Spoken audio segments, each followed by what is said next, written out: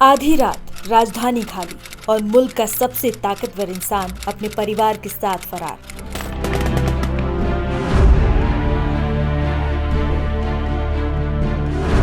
जी हां, middle east के सबसे अशांत देश सीरिया से इस वक्त की वो खबर आ रही है जिसने पूरी दुनिया में भूचाल ला दिया है। ये किसी फिल्म की कहानी नहीं बल्कि वो हकीकत है जिसने सीरिया का भविष्य दांव पर लगा दिया है। सीरिया के राष्ट्रपति अहमद अल शरा और उनके रक्षा मंत्री रातों रात राजधानी दमिश्क छोड़कर भाग खड़े हुए हैं। सवाल एक ही है, आखिर ऐसा क्या हुआ कि मुल्क के राष्ट्रपति को भगोड़ों की तरह अपना ही देश छोड़ना पड़ा।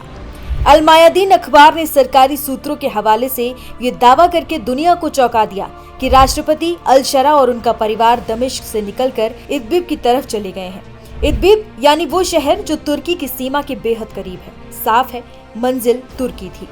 लेकिन क्यों? इस क्यों का जवाब जुड़ा है इजराइल से।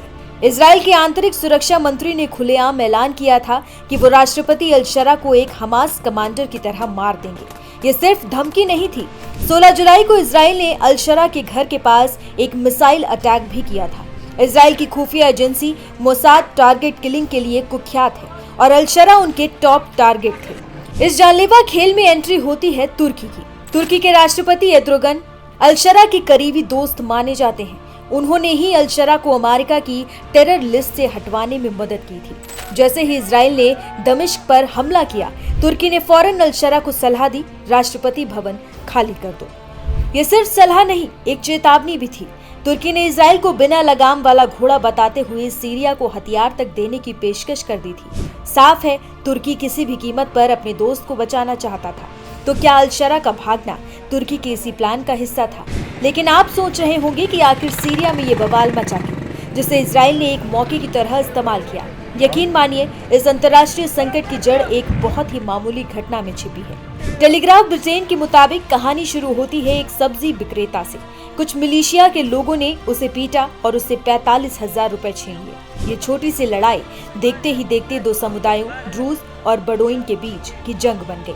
सरकार ने हालात संभालने के लिए सेना भेजी और बस यहीं पर इजराइल को अपना खेल खेलने का मौका मिल गया।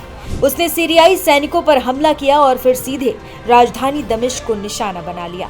तो देखिए कैसे एक सब्जी वाले से शुरू हुई लड़ाई ने देश के राष्ट्रपति को भागने पर मजबूर कर दिया। ये कहानी बताती है कि मिडिल ईस्ट की राजनीति कितनी नाजुक है। क्या सीरिया में अब सत्ता का तख्ता पलट होगा? क्या ये इजराइल की एक बड़ी जीत है या फिर ये तुर्की की एक सोची समझी चाल है ताकि वो अल शरा को बचाकर वापस सत्ता में ला सके?